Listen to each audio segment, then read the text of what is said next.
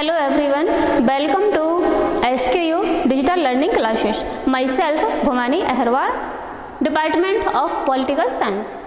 आज का हमारा टॉपिक है फॉरेन पॉलिसी यानी विदेश नीति। आज हम विदेश नीति पर चर्चा करेंगे।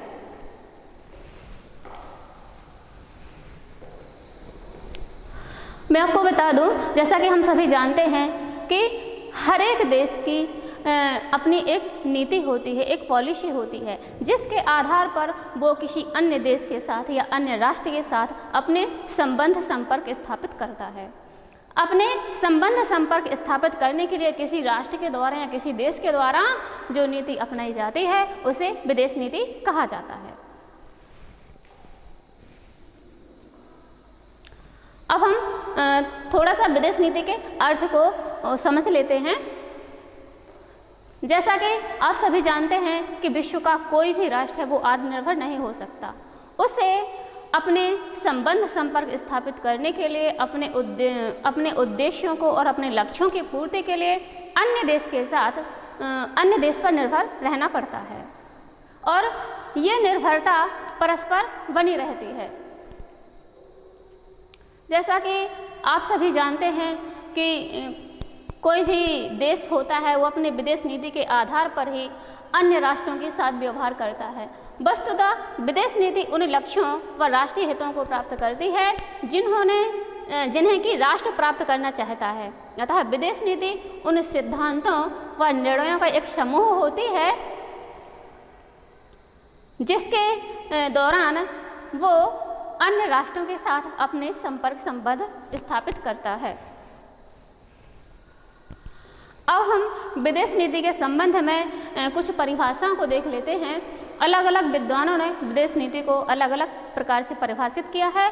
तो हम यहाँ देखते हैं कि एक महान विद्वान जॉर्ज मॉडेल्स्की ने अपने विचारों में विदेश नीति को परिभाषित किया है और इन्होंने कहा है कि विदेश नीति राज्यों की गतिविधियों का वह क्रमबद्ध व विकसित रूप है जिसके माध्यम से वह दूसरे राज्य के व्यवहार को अपने अनुकूल बनाने का और यदि ऐसा संभव ना हो सके तो वो अपने व्यवहार को अंतर्राष्ट्रीय परिस्थितियों के अनुकूल बनाने का प्रयास करते हैं। इसी प्रकार से एक विद्वान फेलिक्स ग्रास थे। तो फेलिक्स ग्रास ने कहा है कि अपने क्रियात्मक रूप में विदेश नीति एक सरकार की दूसरी सरकार के प्रति और एक राज्य द्वारा दूसरे राज्य के प्रति या एक सरकार द्वारा अंतर्राष्ट्रीय संघ के प्रति अपनाई गई विशेष पद्धति है। इसी प्रकार से पेडलफोर्ड व लिंकन ने कहा है कि विदेश नीति उस प्रक्रिया का मुख्य तत्व है जिसके द्वारा एक राष्ट्र अपने विशेष तथा उद्देश्यों को ठोस कार्य दिशा देता है तथा इन उद्देश्यों को प्राप्त करने का प्रयास करता है। तो ये कुछ परिभाषाएं थी जो अलग अलग विद्वानों ने विदेश नीति को अपने अपने ढंग से परिभाषित किया है।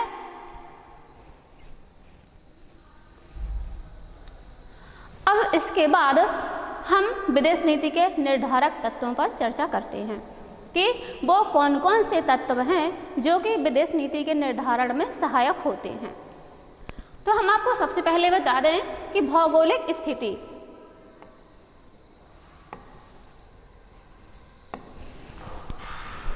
भौगोलिक स्थिति यानी जियोग्राफिकल पोजीशन। कोई भी देश हो तो उसकी विदेश नीति के निर्धारण में उसकी भौगोलिक स्थिति का महत्वपूर्ण स्थान होता है। जैसे कि हमारा भारत की हम बात करें कि हमारा भारत है, इसके उत्तर में हिमालय पर्वत है और वो नीचे दक्षिण दिशा में तीन ओर से सागर या महासागरों से घिरा हुआ है।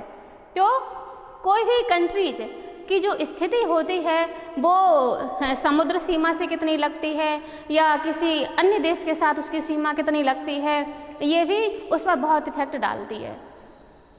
और जैसे कि हम आपको बता दें कि हमारा देश जो है भारत, उत्तर में हिमालय पर्वत है। तो प्राचीन काल से ही उत्तर की जो सीमा रही है वो बाह्य आक्रमणों से काफ़ी हद तक सुरक्षित रही है। हमारे यहाँ जितने भी आक्रमण हुए हैं हमारे देश में तो वो उत्तर पश्चिम दिशा से हुए हैं। क्योंकि उत्तर पश्चिम दिशा ही एक ऐसी दिशा थी जहाँ से विदेशियों को भारत आने में आसानी हो सकी।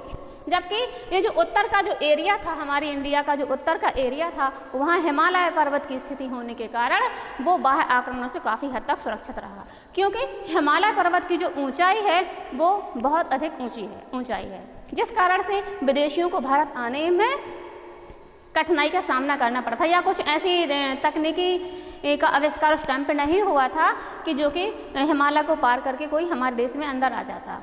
इसी प्रकार से एक चीज़ और यहाँ पे भौगोलिक स्थिति की बात हम कर रहे हैं, तो यहाँ एक चीज़ और है कि जैसे कि कोई जो देश होता है उसकी सीमा अगर स्थल सीमा अगर किसी देश के साथ स्पर्श करती है तो कोशिश ये होती है कि उसके साथ मधुर संबंध बनाए जाएं और उसके साथ जो संबंध होते हैं उनको काफ़ी हद तक सुधारने का प्रयास किया जाता है। इसके अलावा जो व्यापारिक क्षेत्र में संबंध होते हैं या समझौते होते हैं, या रक्षा के क्षेत्र में जो समझौते होते हैं, वो हमारे निकटतम देशों के साथ वो बेहतर तरीके से और बहुत आसानी से हम उनको स्थापित कर पाते हैं। इसके अलावा अगर कोई दूसरा देश है या कोई उसकी जो भौगोलिक सीमा है वो देश से थोड़ा सा दूर है या उसको वहाँ तक पहुँचने में थोड़ा सा टाइम लगेगा, या कोई एक देश से दूसरे देश तक जाने में जो टाइम होता है वो अधिक लगता है, और तो वो भी इस चीज़ को इफेक्ट करता है। इसके बाद हम चर्चा करते हैं कि हाँ, ये भौगोलिक स्थिति जो है ये किसी भी देश की विदेश नीति के निर्धारण में किस प्रकार से सहायक होती है, ये आपको क्लियर हो गया होगा। इसके बाद जो नेक्स्ट तत्व है, जो अगला तत्व है धर्म व संस्कृति का। तो धर्म और संस्कृति ये किसी भी देश की विदेश नीति के निर्धारण में महत्वपूर्ण भूमिका निभाती है। जैसे कि अलग अलग देशों में अलग अलग धर्म और अलग अलग संस्कृति को मानने वाले लोग रहते हैं। कुछ देश ऐसे होते हैं जैसे कि मुस्लिम बहुल देश होते हैं, तो वो किसी अन्य धर्म के जो देश होते हैं उनको वो उपेक्षा की दृष्टि से देखते हैं या उनके साथ उनके संबंध अच्छे नहीं होते। इसी प्रकार से जैसे कि हम अपने इंडिया के अंदर की ही बात करें तो हमारे यहाँ भी क्षेत्रीय विविधता पाई जाती है। हम दक्षिण दिशा में जाएंगे, वहाँ का कल्चरल, वहाँ का पहनावा अलग होगा, तो हम उसको देख करके, वहाँ के पहनावे को देख करके हम ये पता लगा सकते हैं कि उस क्षेत्र का व्यक्ति है। या हम पूर्वी क्षेत्र में जाएंगे तो वहाँ का कल्चरल, वहाँ का जो पहनावा है, वहाँ का जो रीति रिवाज है थोड़ा अलग है। इसी प्रकार से चूँकि हम ये देश के अंदर की बात कर रहे हैं जो कि हमें कुछ पैमाने पर बहुत अधिक दिखाई देती है, लेकिन हमारे देश में जो क्षेत्रीय विविधता है, सांस्कृतिक विविधता है, इसके बाद भी हमारे यहाँ हमारे राष्ट्र में एकता और अखंडता हमें देखने को मिलती है। लेकिन अगर हम किसी अन्य कंट्री की बात करें, अन्य देश की बात करें, तो अन्य देशों में ये काफ़ी भेदभाव देखने को मिलता है कि कोई समान धर्म और संस्कृति के जो देश होते हैं वो समान और धर्म और संस्कृति के दूसरे देशों के साथ उनके जो व्यवहार होते हैं वो अच्छे होते हैं, जबकि उनके विपरीत अगर कोई दूसरा धर्म होता है या कोई दूसरी संस्कृति होती है तो उनके साथ उनके व्यवहार जो होते हैं वो थोड़ा अलग होते हैं। तो धर्म और संस्कृति किसी भी देश की विदेश नीति को बहुत अधिक प्रभावित करती है। इसके बाद अगला तत्व है ऐतिहासिक परंपराएं। अब ऐतिहासिक परंपराएं किसी भी देश की विदेश नीति को किस प्रकार से प्रभावित करती हैं। जैसा कि हम जानते हैं कि जैसे कि ब्रिटेन है तो वहाँ पे कुछ परंपराएं हैं, वहाँ का जो संविधान है वो अधिकतर रूढ़िवाद और रीति रिवाजों पर आधारित है। तो और इसी प्रकार से कुछ देश ऐसे होते हैं जो कि शांति प्रिय होते हैं और उनकी विचारधारा एक अलग होती है। कुछ देश ऐसे होते हैं जो कि युद्ध प्रेमी होते हैं और वो हम कभी ना कभी किसी अन्य देश पर, कभी किसी दूसरे देश पर वो आक्रमण करते रहते हैं या किसी अन्य देश की सीमाओं पर वो आक्रमण करते रहते हैं।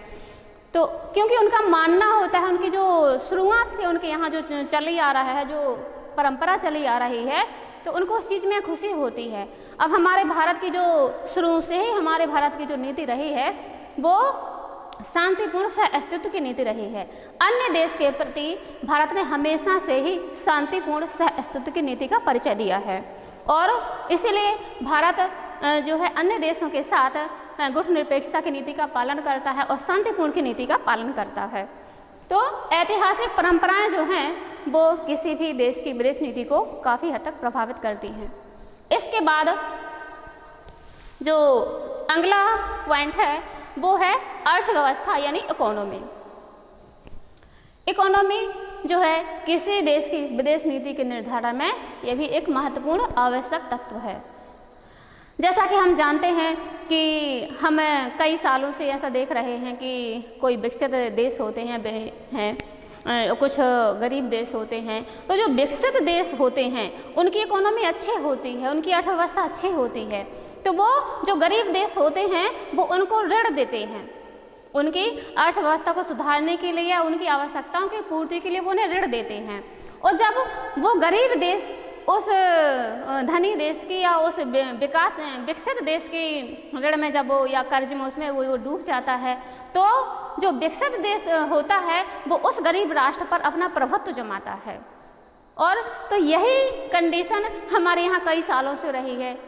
जैसे कि हम अमेरिका को देख लें तो अमेरिका की इकोनॉमी अच्छी है, चीन को देख लें चीन की इकोनॉमी अच्छी है, और इसके साथ साथ जैसे हमारा जर्मनी हो गया, ब्रिटेन हो गया, तो यहाँ की इकोनॉमी बहुत अच्छी है।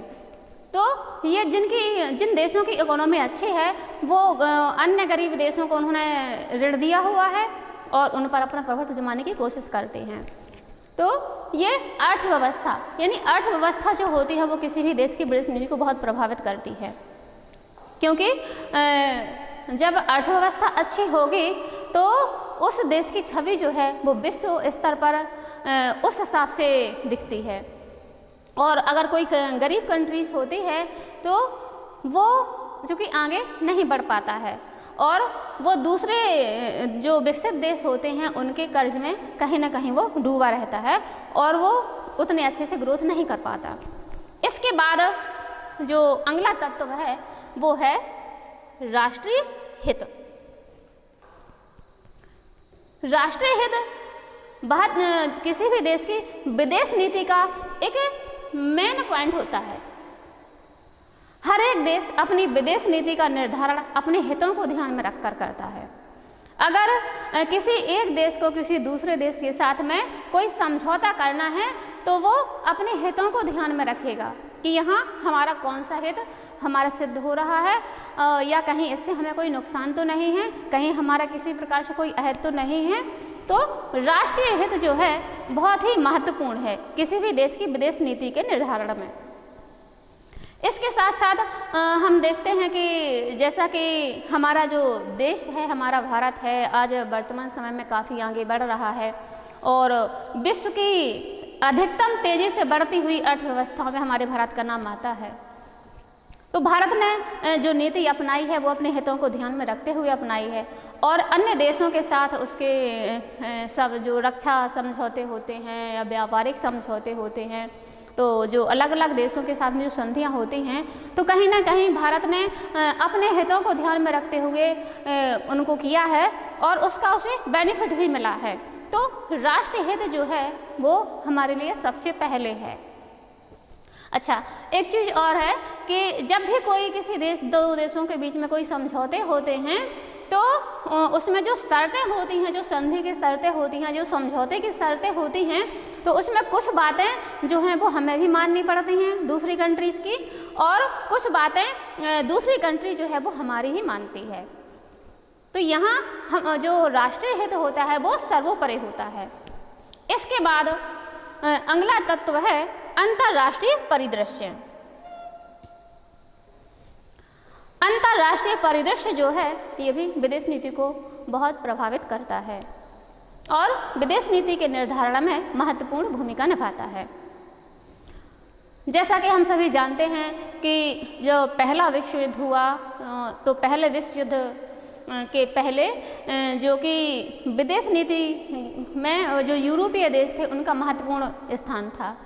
लेकिन पहले विश्व युद्ध हुआ, इसके बाद दूसरा विश्व युद्ध हुआ और दूसरे विश्व युद्ध के बाद जो तीसरी दुनिया के देश उभर कर सामने आए तो तब से विदेश नीति का जो दृश्य है वो एक चेंज हो गया। कई छोटी छोटी कंट्रीज थी जो कि अन्य देशों के, जैसे कि ब्रिटेन की उपनिवेश थी या अन्य देशों की उपनिवेश थी, और दूसरे विश्व युद्ध के पश्चात वो स्वतंत्र हो जाते हैं और उनकी अपनी अपनी विदेश नीति निर्धारित हो जाती है। इसी प्रकार से जो रूस और अमेरिका के बीच में शीत युद्ध चला, काफ़ी लंबे समय तक चला। दूसरे विश्व युद्ध 1945 के बाद ये 1991 तक चला, और इस दौरान जो विश्व था वो दो गुटों में बट गया था। एक पूंजीवादी गुट था, एक साम्यवादी गुट था, और पूंजीवादी का नेतृत्व जो है वो अमेरिका कर रहा था, साम्यवादी गुट का नेतृत्व जो है सोवियत संघ कर रहा था, जिसको आज रूस कहा जाता है। तो कुछ देश जो थे वो पूंजीवादी गुट में शामिल हो गए थे और कुछ देश जो है वो साम्यवादी गुट में शामिल हो गए थे। तो इस प्रकार से ये जो पूरा विश्व दो गुटों में बटा हुआ था। फिर जो शीत युद्ध है, शीत युद्ध की समाप्ति के पश्चात फिर ये जो अन्य छोटी छोटी कंट्रीज हैं, जो अन्य राष्ट्र स्वतंत्र हुए हैं, इनका विश्व राजनीति में महत्वपूर्ण स्थान रहा है और इनकी अपनी स्वयं की एक स्वतंत्र विदेश नीति का इन्होंने निर्धारण किया है। तो ये हमारे कुछ महत्वपूर्ण तत्व थे जो कि किसी भी देश की विदेश नीति का निर्धारण करते हैं।